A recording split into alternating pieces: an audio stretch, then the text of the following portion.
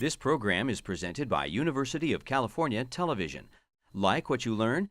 Visit our website or follow us on Facebook and Twitter to keep up with the latest UCTV programs.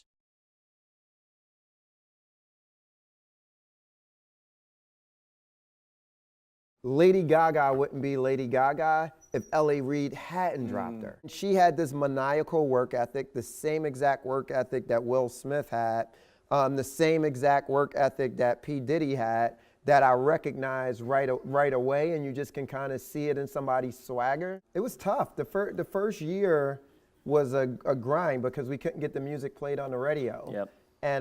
And so everybody basically told us, no. The center is the customer. They're the ones who are paying for everything. I just saw this as, oh my God, this is like my chance. $250,000. It was almost surreal. You can't just cut out one person in the supply chain in order to solve a problem. Those are the kind of people you want. You respect them, their integrity, their intelligence, their ability, their can-do attitude, hard work.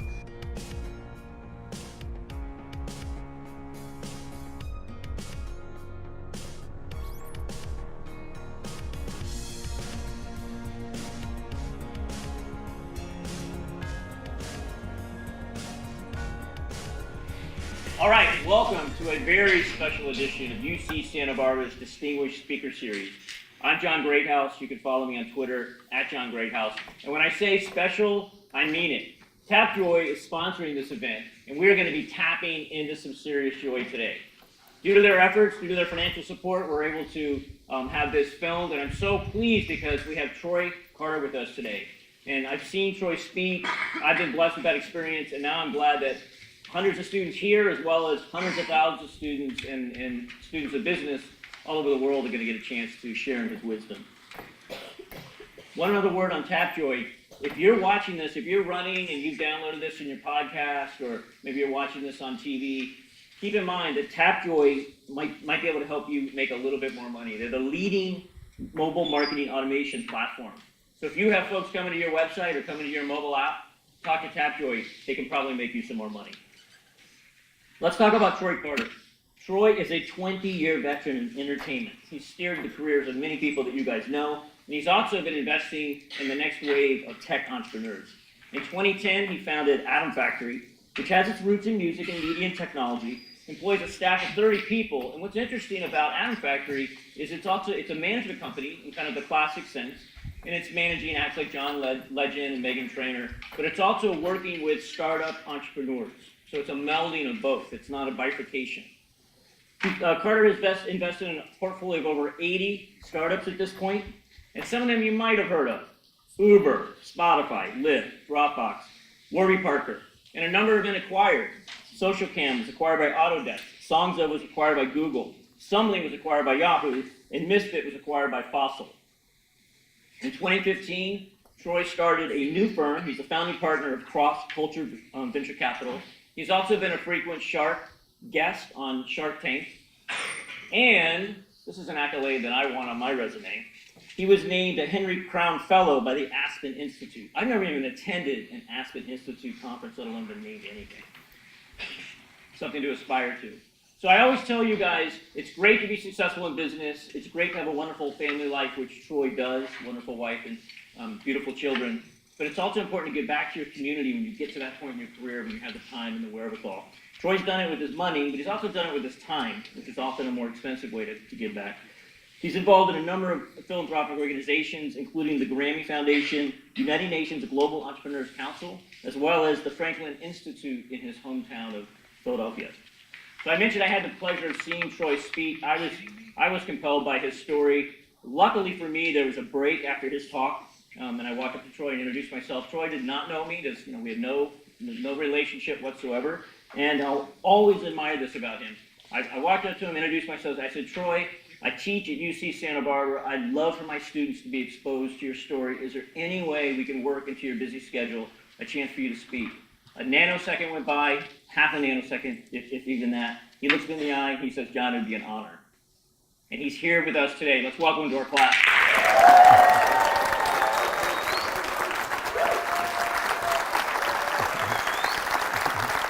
No, of course.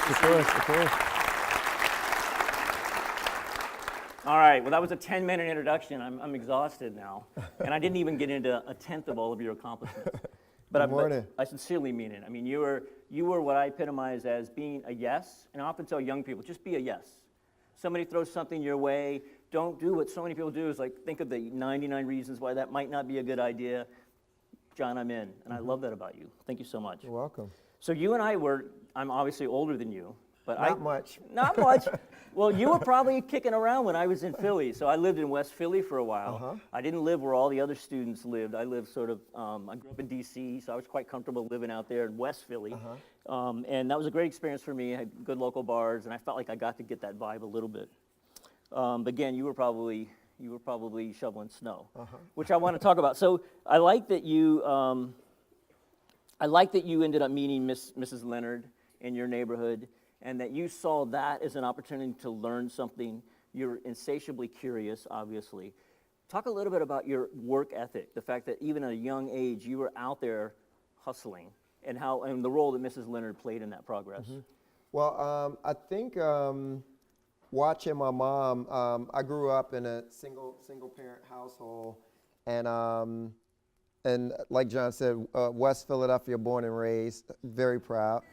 And but you know, we lived over top of a hardware store in Philly, and watching my mom get up at 5:30 a.m. every single day for you know, she did it for 30 years to go work at Children's Hospital. It just instilled a sort of work ethic in me. And so I started working for Miss Leonard probably maybe when I was about 9 years old or so. And she was a lady that lived on my grandmother's block, and she literally, you know, and Philadelphia is a very segregated city and probably still is, and she was the only white person in our neighborhood, and she was probably 200 years old. And but you know, for some reason she just loved me, and I used to run errands for her. I used to like go to the store for her and help her get up and down the steps, and she had a library, and like, you know, we lived in a hood, so you know, all of the row houses were probably maybe, you know, 1,100 square feet, you know, two stories, but her front bedroom was turned into a library. She lived there by herself, and it was like majestic to me. It was like the first time seeing like a library shelf with books. And it's, you know, looking back, it probably was really small, but that started my love for books. And working for her, literally, I used to plant peanuts for her and saw peanuts grow, and like, you know, all of these little crazy projects with Miss Leonard. So Miss Leonard started my hustle by giving me little nickels. So just continuing along the lines of, you didn't finish high school. I'm not holding that against you, dude. What are your thoughts now that, with regard to, you know, you didn't walk through the halls of a university.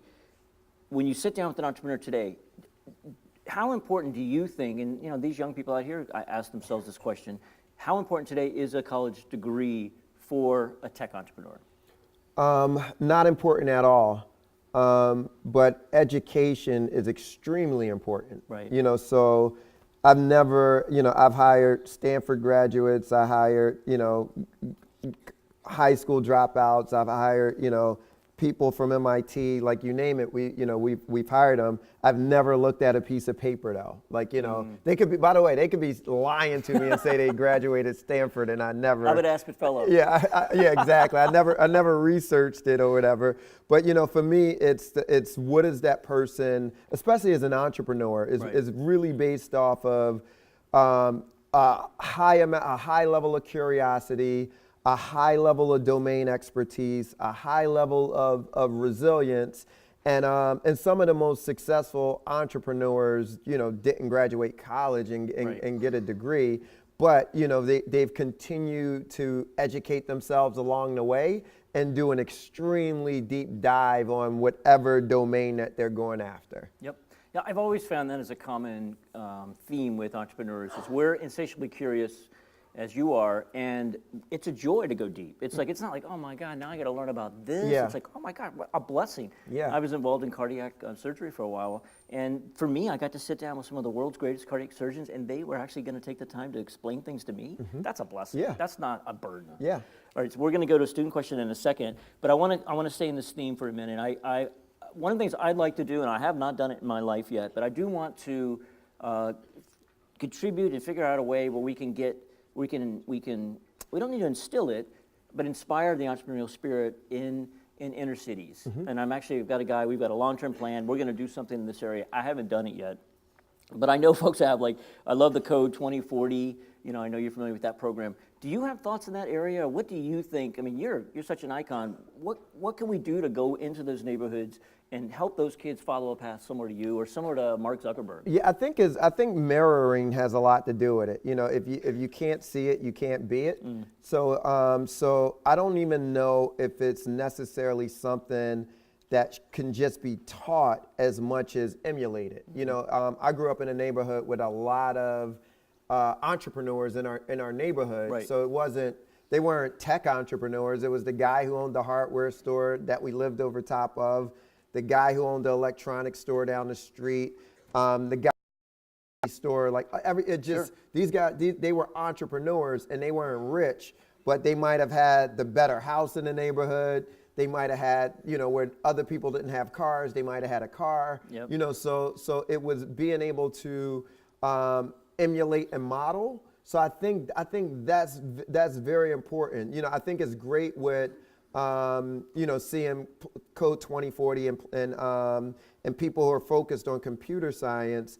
But one thing I do know is everybody's not going to be an engineer. Yeah. So but the point of entry to start your own business, anybody in here literally can start their own business today.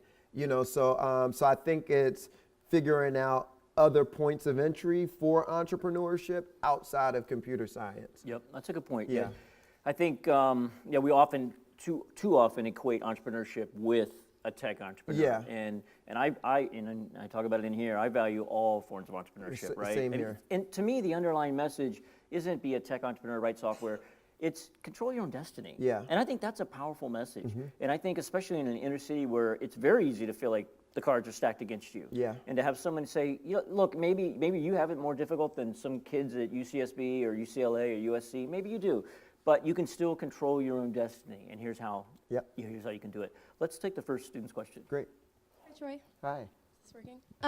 So I'm a big fan of Shark Tank, and it definitely seems like an intimidating atmosphere. So how did you feel going into the tank up against a group of people who, at least appearing on the show, are really competitive and aggressive with one another?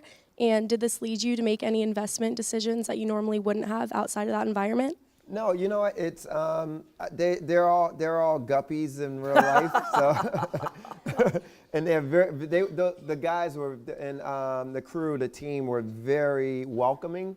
So at first, initially I turned down the show for a couple of years and just I was a big fan and I was the guy at home shouting at the TV, "Don't do that deal," or "He's an idiot." So I was at home being like an armchair quarterback. But I thought but I love the show. And one of the things to this point is Shark Tank's one of those shows where anybody at home feels like they can do that idea that was on the show. So it makes it very, very accessible. And but once the lights went on and you realize you're spending your own money, then that's when your instinct comes out and common sense kicks in. But it was a couple of deals that we put in offers on, but nothing. Once we got into the due diligence process, it wasn't deals that I would have necessarily put in my portfolio. Okay, cool. Thank you. Cool, thanks. So I wrote a little bit about Shark Tank, not trying to incite Mark Cuban. It was in the Wall Street Journal. All he did was drive more clicks, so I got a ton of clicks on that article. But my point was, look, it's a great show, but I wouldn't want a student watching that show and thinking that's how you do venture capital. Yeah. It's not, Yeah. right? It's Yeah. as you know, and as I learned later, is the show isn't just the 15 minutes that you pitch. I had a student that went on, he ended up getting $1 million. They actually sit down for about an hour and talk to you. It's not just, you're in and out. So anyway, but Watch the show for entertainment. The longest pitch, I think, went for 3 hours. Wow. Yeah, 3 hours. Yeah, and that's not necessarily apparent on the show because it's an entertainment show Yeah. and they got to work the commercials in it and everything else. And I think that was one of the toughest things for me because, you know, for us, our process is we get to know entrepreneurs. Right, so right. it's like, you know, we do our initial meeting, you know, we get to spend the day. I'll go and spend, you know, a full day in an entrepreneur's office, see how they are with their team. You know, we do a thorough amount of due diligence on the person and the culture of the company. And in this circumstance, you know, you're forced to make a quick decision, although you get to investigate the deal once the show goes off, once the cameras go off.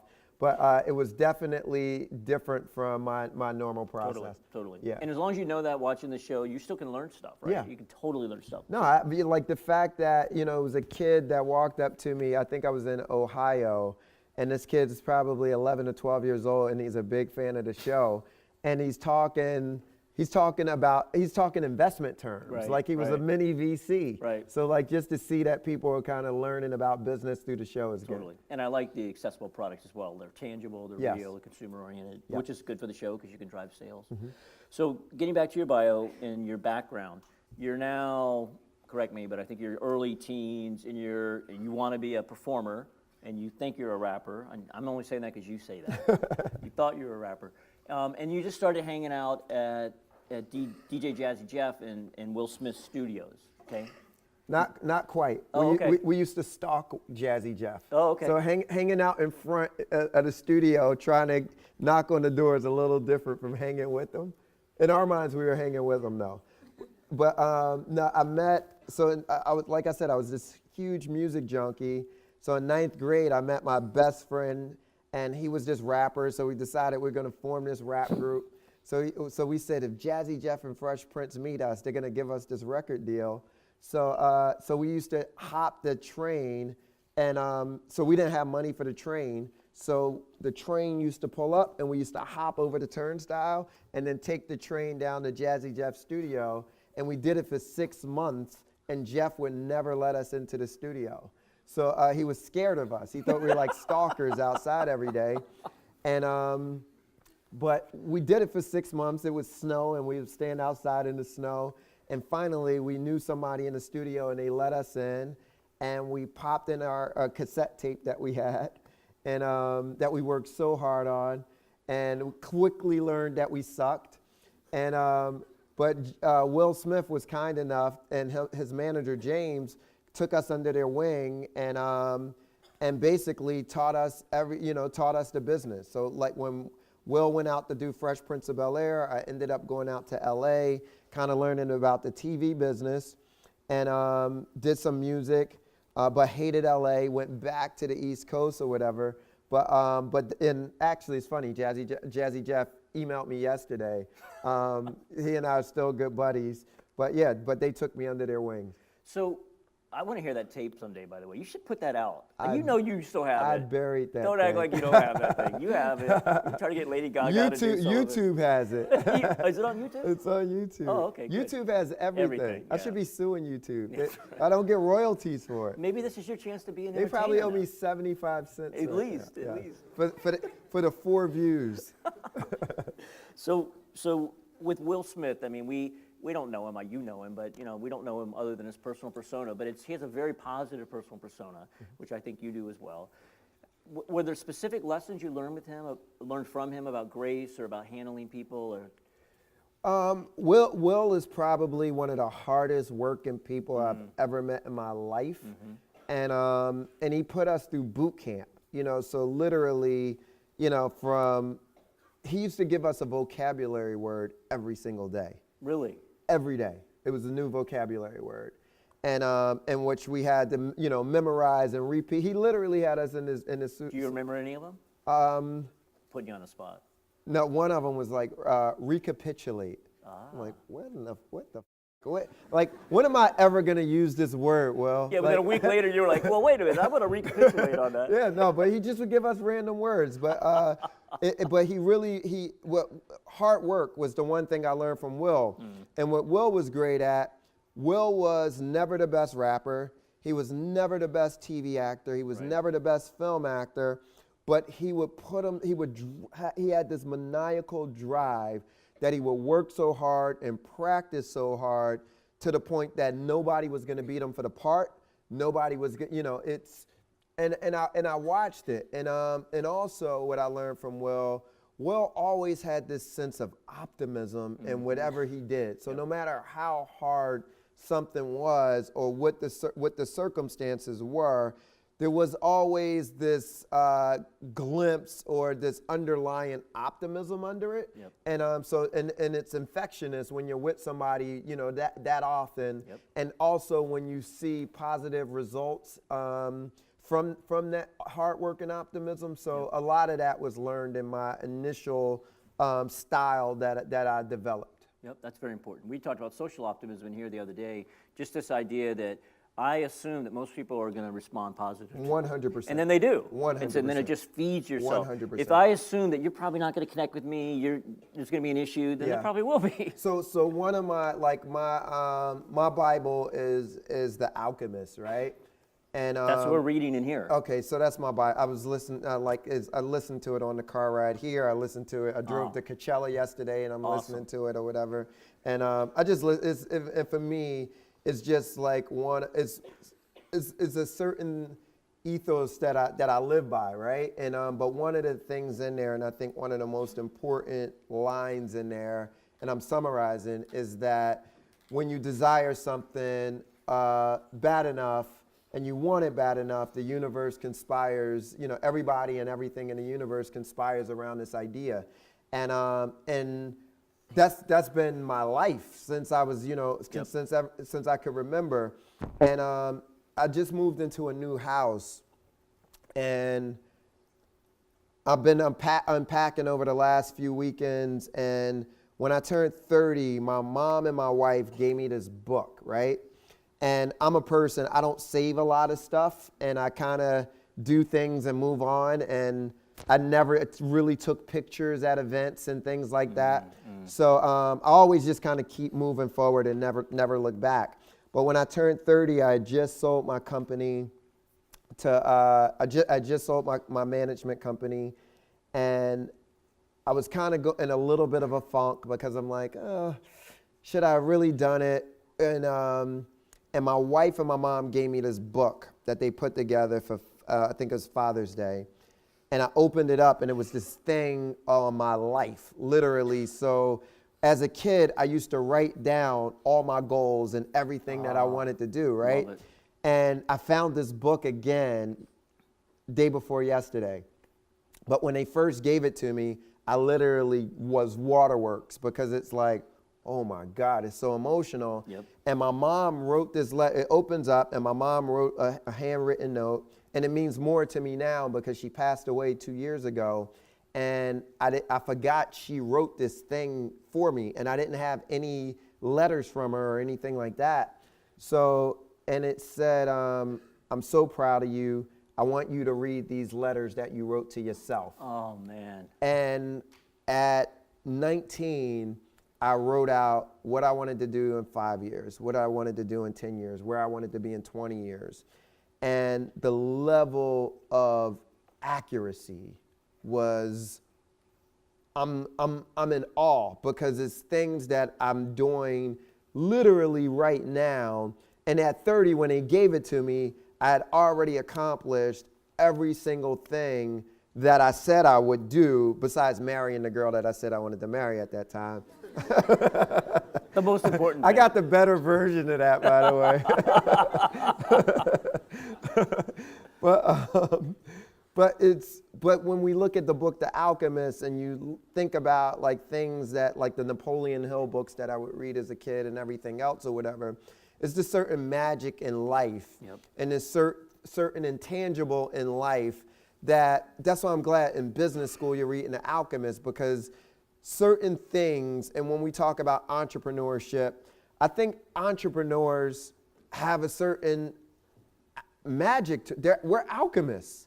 And that's the difference between us and other people. It's this whole thing about knowing how to will things into your life, and also knowing how to use the downside of events to your advantage, and kind of understanding that it's not the world necessarily working against you, because sometimes we get into these funks when things aren't going the way we want them to go, where we think it's bad luck. We think, oh, it's just not meant to be. We think all of these things that are bad, where when you really live by that mantra that the universe conspires to make great things happen and all things happen for the greater good, and this certain underlying optimism, although it's painful at that specific time, really having the trust and faith that it can work out, that it will work out to your advantage. And I call it painful labor, beautiful baby. You go through the pain, and you know, but it's painful. So you had a number of successes. Eve was one of your first. You guys had a really good long run there, all based on a handshake. So I'm sure that you learned a little bit from that, you know, when you move forward with Gaga and others. But I love Eve, but I want to kind of go over that quickly because we got some other stuff we want to talk about. So you find yourself on Santa Monica Boulevard, in your car, Ventura Boulevard, excuse me. You haven't met Stephanie yet. Things are not good, right? You're hurting financially, and you start crying in your car. Up until about, it was actually last year, it's the first time I ever publicly talked about my crying, and these guys know about it, me crying on my couch with my wife sitting right there, because I felt like I was a total failure. I had brought her out to California. It didn't work. I was just ready to say, you know, Uncle, like, I'm out of here. And you had that moment. And one thing I admire the fact that you came out of that moment, but I also admire the fact that you did not declare bankruptcy, when that would have been the easy way out. I don't know, do you want to just talk about that, and how did that pay dividends down the road? I mean, obviously it paid dividends in your moral character. Did you see it in other ways? Did anyone ever come back to you and say, dude, I totally respected that? Yeah, you know what, it's, you know, I sold my company in 2004, and to a company called Sanctuary. And I ended up knowing that I made a terrible mistake selling the company, but it was my first liquidity event as a founder. And as much as I wanted the money, I ignored all of the red flags that this wasn't the right company to be with. So I ended up negotiating a deal to be able to get the company back and start this new company that I invested heavily in. And decided that Eve was going to be, you know, she and I were going to go back out on our own and do this again. And in the midst of making this big investment and everything else, she walked in one day and fired me. And this was after about 8 years of us working together. And she and I were like brother and sister, like really close, but decided she wanted to take her career in another direction. And I was financially hedged. Really kind of counting on, you know, what I projected was going to be this new business. And this was 2007 and got completely wiped out. And, you know, a lot of you guys are young, but this was like the height of the financial crisis. And so you couldn't get loans. Everybody, you know, in my network was broke along with me. But my house was being foreclosed on. My cars were repossessed. We had to move out of our offices. I had a ton of bills or whatever. And it was probably the lowest point, the low of the low of the low. And how did you hold on to your house? My wife and my mother-in-law ended up pawning their wedding rings for me to save my house. That's love. Yeah, and it's humbling. It was a super humbling experience. And you know, I talk openly about it, but having to, you know, asked the dean of the school to keep my kids in school, in private school, because we couldn't afford tuition at the time. And but that moment on Ventura Boulevard was like, it just hit me, like, you know, like a ton of bricks. But it was one of those cleansing moments where I just knew I had to crawl back and fight back if I wanted to do it, because in my life I just didn't have a plan B. Right. It was just, you know, it's what else was I gonna do? Right. And also just, you know, operating with enough integrity where, you know, if I use this person's services and they trusted me, I gotta pay them for their services. Yep. I gotta communicate with them, and I communicated with. I literally had a list of creditors, right? Long list, and I would call them one by one.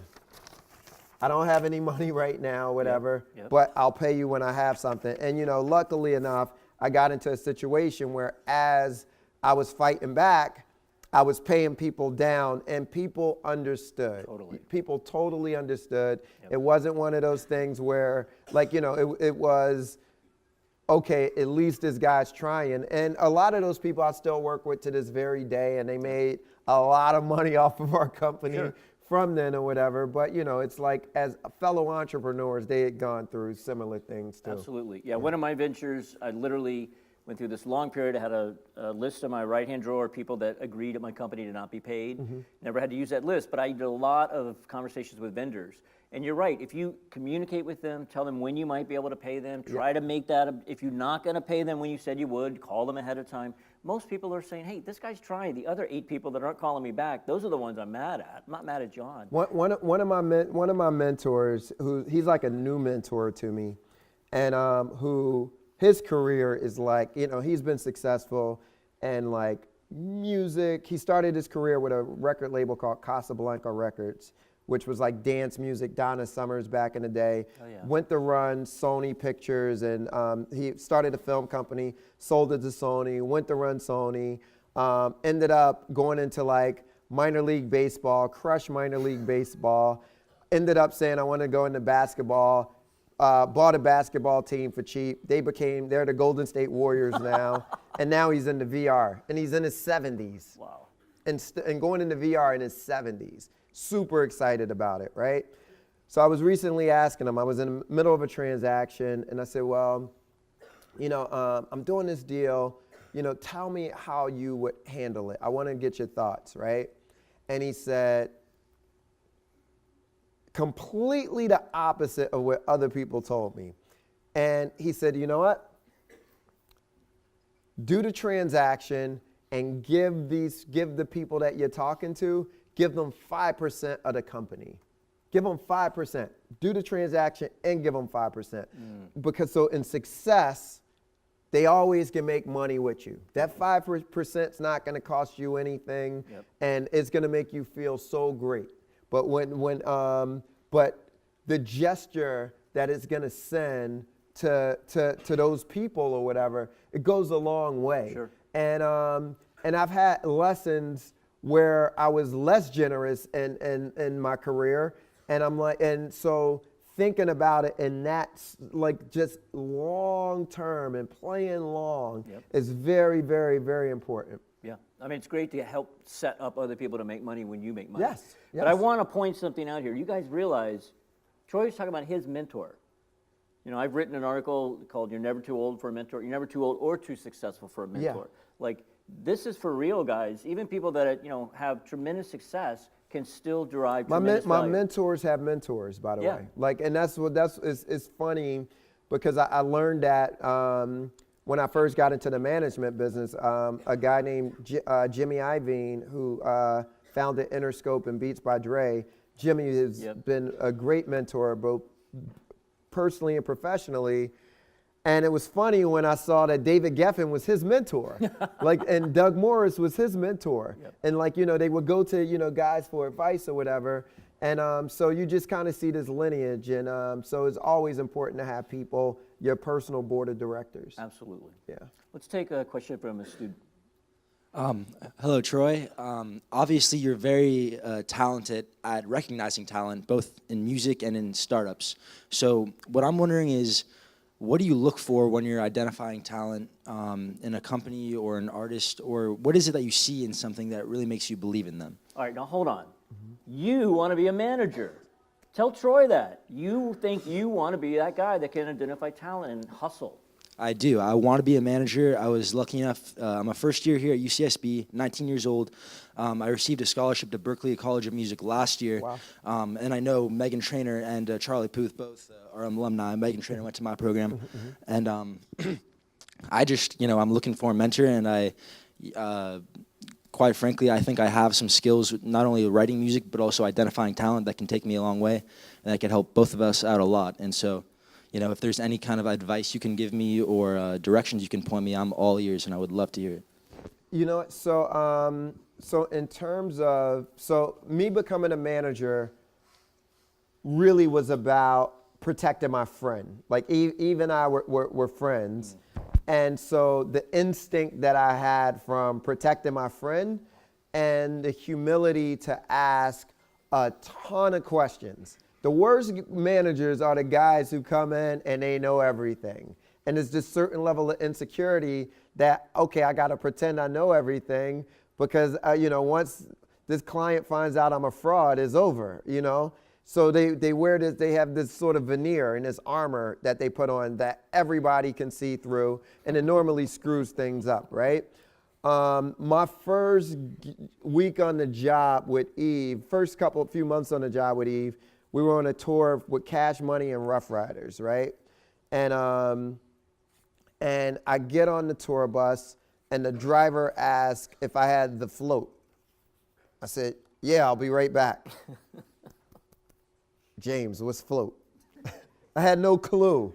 He's like, you idiot. It's the money that you give the bus driver for gas and tolls and food. So of course I go back and I give him the float, but that's been my entire career. If I don't understand something, I ask. And I want to know, and I would kind of dig deeper and dig deeper and dig deeper and dig deeper and never stop. You're never going to run out of questions to ask in the music, in life in general, but specifically in the music business. So having that level of real protection and real curiosity is going to carry you a long way because people are going to respect it. You're going to stand out amongst everybody else who come into the room as fake managers and know-it-alls, right? In terms of being able to recognize talent, it's a little different so it's a lot in common between artists and entrepreneurs, and then it's a lot different, right? Because it's very tangible things that I want to be able to understand on both sides. Songwriters. I love songwriters. Can this person write songs? Are they talented, number one? Can they sing? Can they rap? Whatever that talent is, are they exceptional in that sense, right? Do they got hits? Are they a superstar? Do they have that persona when they walk in the room, like, wow, that sort of star factor? So those, and then the underlying data. I want to look at their SoundCloud, their YouTube, all of those things. Is it some sort of early indicators there? Because what that shows me is that person has the work ethic to go out and build their own audience. So they're not going to be a lazy artist that you got to drag across the finish line. They're going to be somebody that constantly goes at it and works. There's a lot of information you get there when somebody walks in the room after they've done the hard work already. On the side of entrepreneurs, I want to know about your business. I want to know about you, what you've been through, what you know, all of those, the soft skills that they call, that I feel like are actually the hard skills. And then all of the basic questions that I want to know about that domain expertise I'm talking about, that addressable market that you're going after. Are you going to be that guy or girl who's willing to drive a Mack truck through a cul-de-sac to get it done? So it's all of those things that we look for, and then kind of weigh it from there and make a decision, and hopefully I'm right more times than I'm wrong. Thank you so much. Yeah, and read the Operator from David Geffen, and it's old school, but is, to me, when we talk about the art of hustle, David is he was a hustler that built a tremendous career, but the Operator is like the manager's Bible. Yeah. Thank you so much. You're welcome. Let's talk about a woman that was willing to drive a Mack truck. So L.A. Reid has a good nose for talent, as you know, everyone knows, and Stephanie had worked with L.A. Reid, had done some demos. They dropped her for whatever reason. Mm-hmm. A lot of people, and investing is very much a herd mentality. Mm-hmm. I try to be a lead investor most of the time, but I'm telling you, it's easier when you got other guys saying, "Hey, I'll come in too if you'll come in." Social norming makes a difference. So here you have one of the best noses in the business saying, "I don't want anything to do with her," or whatever, for whatever reason. You cut her loose. She walks into your office with basically the persona intact.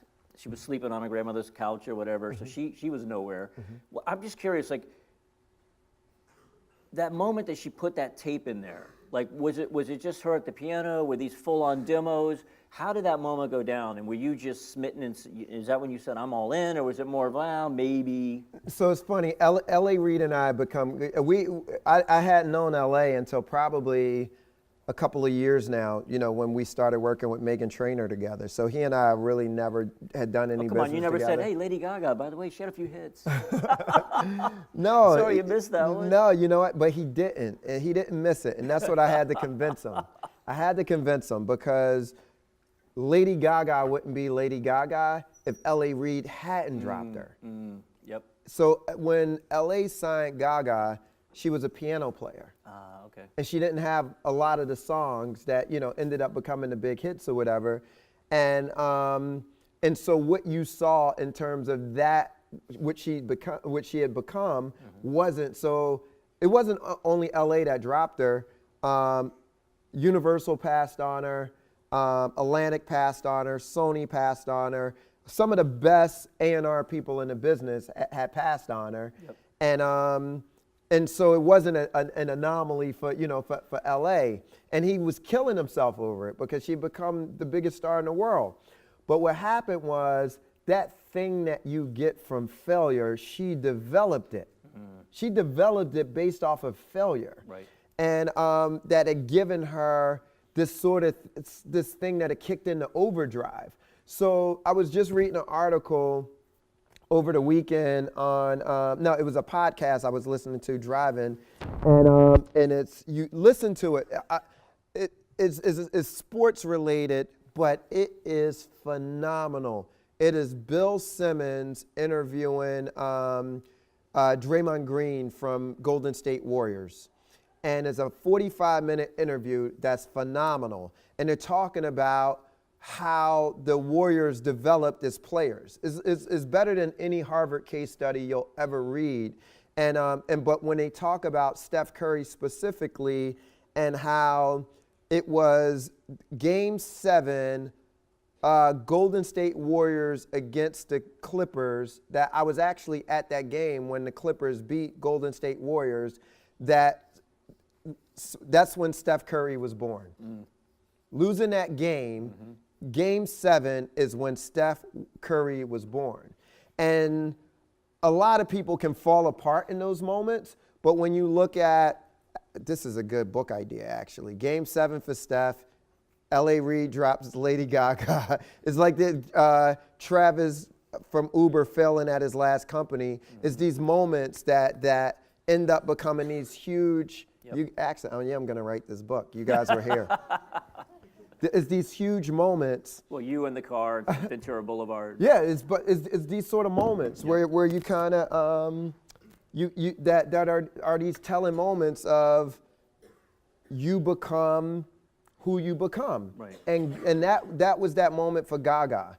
And she had this maniacal work ethic, the same exact work ethic that Will Smith had, the same exact work ethic that P. Diddy had, that I recognize right away, and you just can kind of see it in somebody's swagger. Totally. And you get in the songs that she came in the office and played were these new demos that she had done in between that period. Okay. And that was, okay, this girl, she said, I'm gonna be the biggest star in the world. So John Lennon used to say, I'm going to be bigger than Elvis, when he was a 17-year-old kid in Nowheresville, right? Like Liverpool was Nowheresville. But it's having that, getting back to The Alchemist for a minute, it's having that North Star. It's okay to have that North Star. And in fact, you have to have that North Star. And about 90% of the people can pick a North Star that they'd like to be. It's the 10% that then say, here's how I'm going to get there. And I know with Lady Gaga and you guys laid it out. So I want to talk about the first 50 fans in a minute, but I'm just curious. So everyone has ups and downs, and it's how you react to those ups and downs. Can I write this idea down Yes. really quick? I'm sorry. Somebody send You guys, me an email. I'm going now. I'm going. So while you're doing that, let me ask you, did you guys ever have like a quiet moment on a tour bus or in the green room or back at the hotel? Not during the ascension when you were at the top, but on the way up. Maybe this is with the right analogies. Maybe it's like in the back of the SUV when you're going to the fourth gig of the night. Did you ever feel like did you guys ever like question whether this was going to happen, or was there ever? Yeah. It was tough. The first year was a grind because we couldn't get the music played on the radio. Yep. And so everybody basically told us no. You know, every single time it was, you know, it was a no. So and they were experts, Troy. Why didn't you listen to them? Because we knew the music was great. Exactly. And it just was finding which venue it was, you know, and you get early indicators. And, you know, that's the other thing that you're going to, as a manager, you're going to start developing the nose, right? Is that thing of when there's smoke, there's fire. And going to the concept of the first 50. But if you get those moments, and it was one moment for us where I remember driving down Wilshire Boulevard. We were having our first real concert in LA where we had sold tickets to, and I drove by the Wiltern Theater on my way downtown, and our show was at the Wiltern, but I was just happened to be driving past, and I saw kids sleeping on the street at the theater with lightning bolts on their faces. And that's when I said, okay, we got something. Right. We definitely got something, because people don't sleep on the streets, you know. And these weren't homeless people with lightning bolts. These were like real fans, and you could tell. And that's when, you know, we had to take that little bit of data and then give that data to somebody else and convince them to play. Then, you know, so it's this whole thing of storytelling that we had to do around it. And it's your job. I think, you know, a lazy entrepreneur is, you know, they externalize it. And they say, well, I heard no all these times. You heard no for a reason. Give them a reason to say yes. It's your job to find the reason to say yes. It's not their job to say yes. And you guys did that. So I love that, you know, having the North Star is important, but then being able to walk that walk. And, you know, the Wilton or whatever, I mean, you know, she had to do that 150 times before she could do a bigger venue. Talk about the first 50 in the sense of, I think it's very analogous to startups. Startups want to have, you know, 10 million downloads and 500,000 daily users, and we all want that. But it never happens that way. It never happens overnight. How did you guys grind that out with the first 50, then the first 500, and then the first whatever? It was, and it's funny because as a manager, like, you know, developing that relationship, we literally knew the fans' names. You know, we like literally knew their names. They had my email address. They had my phone number. They would work for us. They would, you know, we would send them things.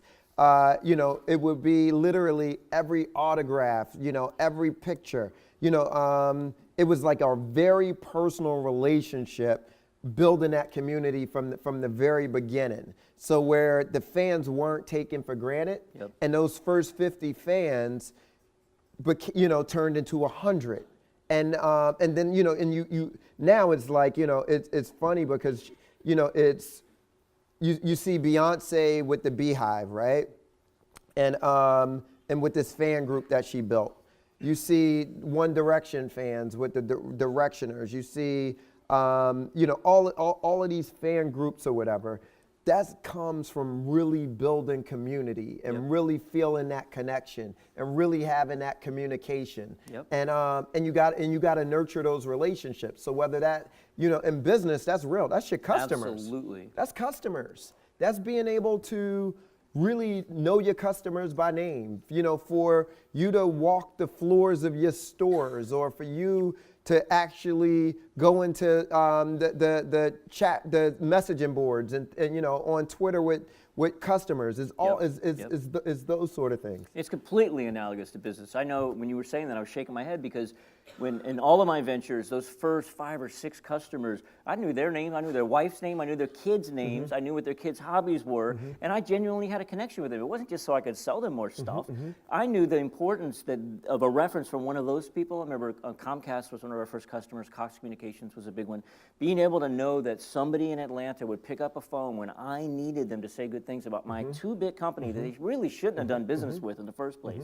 Hugely important. And I think that's overlooked by so many people. They want to get to 5 million. They're not satisfied with the first 50. You got to get the first 50. So I love one thing I heard you say was you invest both in the media side, but also in the entrepreneurial side, in archetypes. I'd love to hear you talk a little bit about what do you mean by an archetype, and then what do you look for when you're sitting down from somebody and you screen out a lot of people in your very busy week. What are you looking for to determine, is this an archetype or not? Yeah, so we, prior to 5 years ago, I never heard the term venture capital before. So I had no clue what venture capital was. And and I wasn't professionally trained or went to school for finance or anything like that. So my lens of investment comes through being a consumer, common sense, and understanding culture and consumer behavior.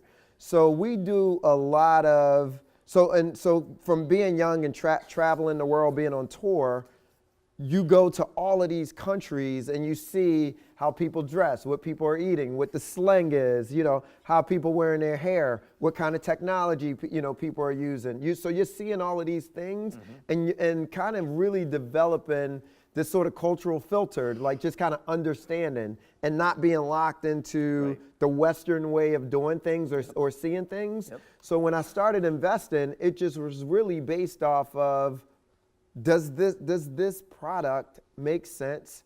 Is this person real? Is my West Philly Spidey sense going off like that bullshit detector, ringing right now? Right. So, so you're feeding all of these things or whatever. And then we also do a lot of cultural research around where the white space is at in terms of like right now, one of the things that we're pretty obsessing over is, just this sort of postgraduate living, right? And so when you marry postgraduate living with community, with also you marry that with the concept of access versus ownership, there's so many opportunities. And so where to list of those opportunities? One company that we're looking at is in the is like almost like Dropbox for your real things or whatever. And then what the economy that lives under that. So where in my generation, if I was going to cut down a tree branch, I'd go to Home Depot and buy a chainsaw to cut down a tree branch. That chainsaw would live in my garage for the next 20 years, and I probably would use it 3 times. Well, then you try to use it and it wouldn't work. No, exactly. So versus I just need access to this thing one time. Right. So it's this whole economy that exists underneath it. So investing in Uber and Lyft, and we saw an opportunity in the rent-a-car space, and so that we invested in Skirt. Because if people are giving up car ownership and they don't have cars, but you still, if you don't have a car, you're not going to Uber to Coachella. Right.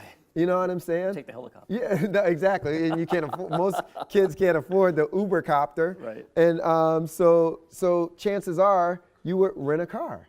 And Skirt is kind of providing a solution for those sort of shorter distances. So we analyze all of these things, and then we look at the entrepreneurs and say, are these the people that are going to take? Are these people going to take the market? Right. I love that you're looking for the white space and not, because it is a limbing profession. I mean, it. And so many people follow.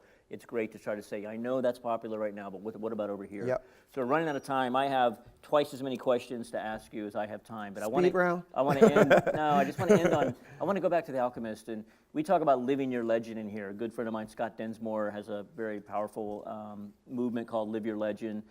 I want to know your legend, and to give you a little bit more structure around that. What's your legacy? What's Troy Carter's legacy? You're 25, 30 years from now, you're looking back. What do you want that legacy to be? Before I would say I wasn't really focused on legacy, but like now it's like I think you hit a certain age and things start shifting a bit, and you kind of start thinking about things. If you'd like me, you start getting gray hair. I just keep mine low. But you right now I'm just kind of looking at how can I open the door for other people from similar circumstances to be successful. Yep. And what does it look like, and what does it mean? And right now, when you look at you look at Chicago, and it's like Chicago's worse than Iraq right now in terms of the amount of young kids being murdered in the streets, just like they're worthless though, by other kids that look just like them, who feel like they're worthless, so there's like nothing to lose, and we're just kind of seeing it systematically. And then when you look at circumstances like whether it's Trayvon Martin getting killed, and like the police shootings that are happening, and no matter what side of the of the fence you sit on, and I'm not saying against cops or for cops or any specific circumstance, but I don't think being born and raised in America, everybody deserves a fair shake and a fair opportunity. Yep. And nobody should be prejudged by the zip code that they were born in, or the color of their skin, or who their families are, or the pronunciation of their name, or their religion. So, how, and I've been blessed enough in my life to feel the responsibility to be able to say, okay, you know what? It is no way in the world, if people would have gone back and traced the zip code that I came from, that I should be sitting on stage at, and a guy who dropped out of school and at 16, and grew up in West Philly, and my dad was in jail for murder from the time I was 7 to until I was 20. Single mother with 3 sons. You look at all of those things, and it's like, okay, we know exactly the pathway where that goes, right? Yep. So my thing is, I just want to be able to open up some opportunities for other people. So where my work isn't based upon money, and before it was like, okay, I want to have a certain dollar figure, Sure. And now I realize the meaning behind it, because I think having a certain level of financial stability gives you a certain level of freedom and leverage to be able to do certain things for other people, and that that hopefully blows the doors off. I want to be able to blow the door off it, not just open it. I want to be able to blow the door off of these kids. And it reverberates. Every person you touch Yes. is touching someone else, and it just keeps Yes. going and going on and on and on. Yep. I thought you were going to say something about recapitulating, but we weren't able to work that in. Maybe next time. Troy, that's a great legacy. I'm so appreciative of your time. Thanks so much for Cool. coming. No, thank you for having me. Wonderful. Thank you. Really appreciate it. Thank you guys.